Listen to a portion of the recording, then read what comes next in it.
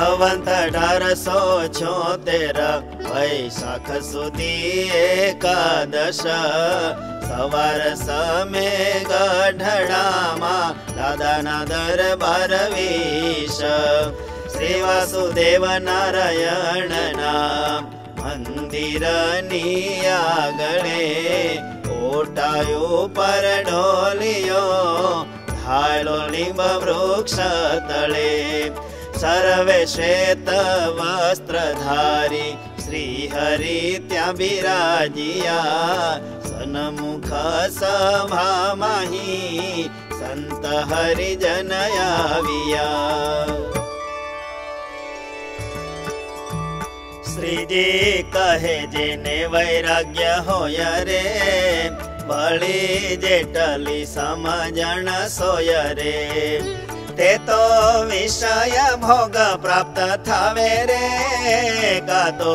કોઈ આપત કાળ આવે રે ત્યારે સમજણ તે નીકળાય રે તે વિના કળામાં આવે નાય રે જ્યારે દાદા ખાચર ને થોડું કરે આપત કાળ જે આવ્યું હતું એ કરે તેમાં જેનું અંતઃકરણ જેવું રે સૌને જણાણું હશે ત્યારે તેવું રે. પછી મુક્તાનંદ સ્વામીજી બોલા રે ભગવાન તણા જે ભક્ત રહ્યા રે તેનો પક્ષ તો હૈયામાં રહાય રે તેયા પણ સમજીને કહાય રે સત્સંગનું ઉત્કૃષ્ટપણું હોય રે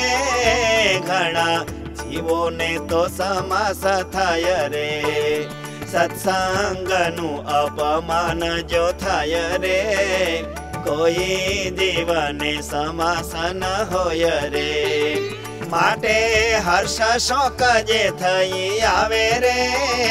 ત્યારે મન થોડું ઘણું મૂંઝાવે રે પછી સહજાનંદ સ્વામી કહે રે આપણે તો કૃષ્ણના દાસ રહે રે તેહ કૃષ્ણ નારાયણ ને જેવું રે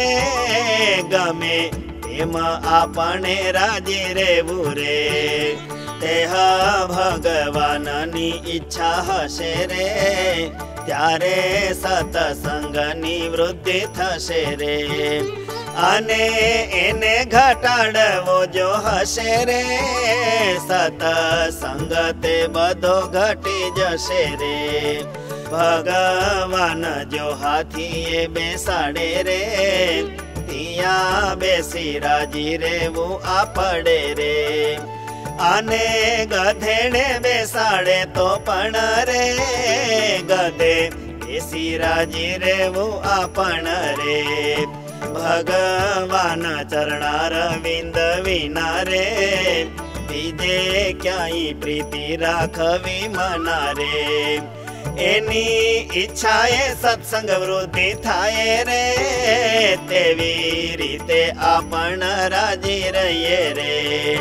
પછી ભગવાનની ઈચ્છા હોય રે બધું જગત સત્સંગી થાય રે અથવા તો એની ઈચ્છાએ કરી રે સર્વે સત્સંગી મટી જાઓ ફરી રે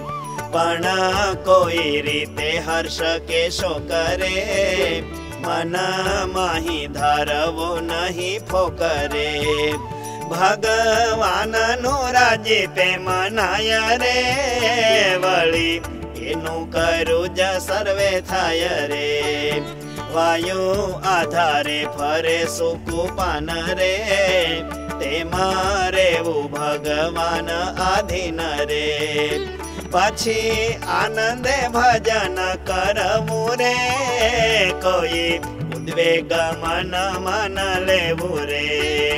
પછી આનંદે ભજન કરવું રે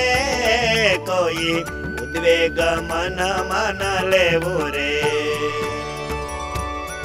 इति श्री सहजानंद स्वामी प्रबोधिते